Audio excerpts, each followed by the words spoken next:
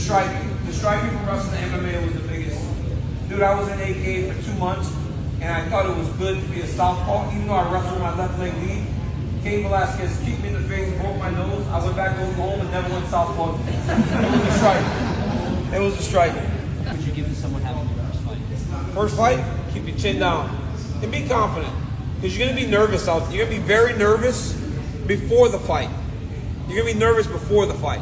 But I'll tell you a story, and I tell this to everybody. I would go to my fights, and every time I showed up, I would go in the locker room and I would try to lay down and go to sleep, because I never understood why I chose that path as my career. I went to college, I was an Olympian, I had all these things I had done, and I would get so nervous. But then they would tell me, all right, DC, we're walking in 5 minutes after my warm-up. And I would start to get this energy, and I was like, this is the shit, like, this is why, right? And then when you walk out at the UFC, there are thousands of people, especially the main event, and all they want is a piece of you. They're reaching, they're grabbing, they're screaming, and it's like a drug that no one can ever feel until you've been in the UFC.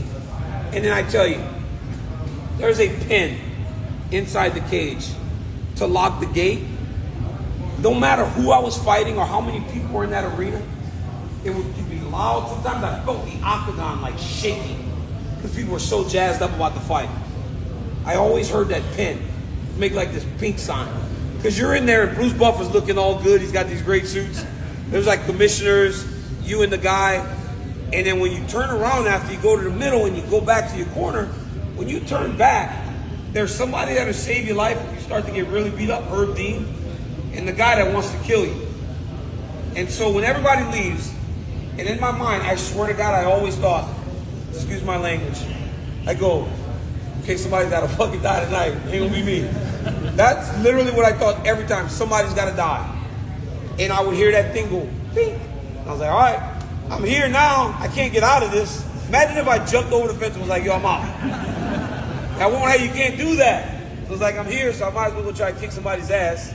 And luckily for me, I was able to do that more times than not. If you were in your prime, Yep.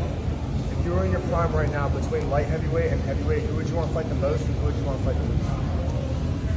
If I was in my prime at light heavyweight right now, there's no wrestlers, bro. Like seriously, there's no wrestlers. I'd be just feasting on everybody. At light heavyweight, there's no wrestlers. If I was in my probably Pereira, because he's the biggest star. You want to fight the biggest star. You want to make the most money as the champion, but there's no wrestlers. So it's like, when I was fighting, do you know the top five when I was fighting was me, Jones, Ryan Bader was an All-American, Phil Davis is a national champion, Rashad Evans was an NCAA All-American. We had so many wrestlers. Now there's no wrestlers. So it's like, yeah, I'd want to fight light heavyweight, not heavyweight. Hardest punchers in the gym? Cain Velasquez is the best everything I've ever felt. Dude, seriously. If Cain Velasquez didn't get hurt, guys, he would be far and away the greatest heavyweight ever. He was so good at everything. One time we're sparring and I hit him hard. And then the next thing I realized, like, sparring was over because he hit me hard.